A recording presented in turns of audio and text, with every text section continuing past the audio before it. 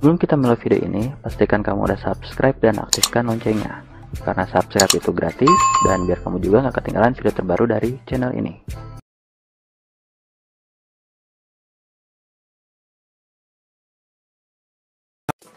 Ketika Anda menghapus sebuah file pada komputer Anda, maka secara otomatis file tersebut akan masuk ke dalam recycle bin, dan Anda dapat dengan mudah mengembalikan file tersebut dengan cara merestorenya.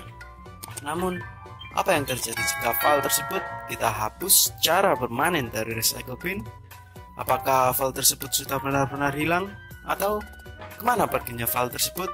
Untuk mengetahuinya, mari kita cari tahu.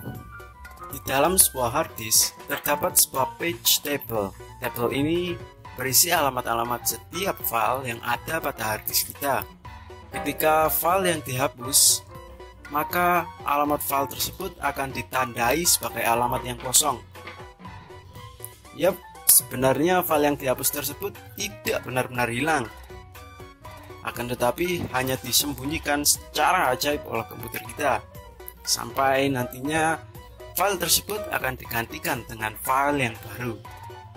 Pada tahun 2012, seorang fotografer bernama Melanie Wilhead melaporkan bahwa laptop pribadinya telah dicuri. Dan parahnya, sang pencuri menghapus semua data yang ada pada laptop Melanie.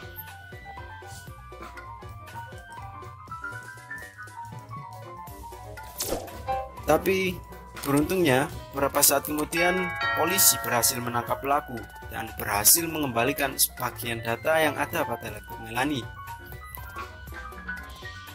Akan tetapi, file tersebut tidak lagi utuh kembali seperti semula. File tersebut telah rusak, atau dengan kata lain, file tersebut telah korup. Kesimpulannya adalah, file yang telah kita hapus sebenarnya file tersebut masih ada dan tidak benar-benar hilang.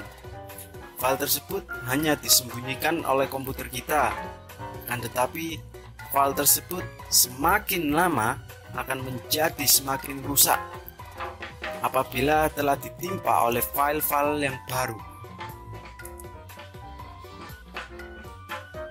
Jadi, cara satu-satunya untuk melenyapkan sebuah file pada hard disk kita adalah dengan cara menghancurkannya, atau mungkin kalian bisa membakarnya.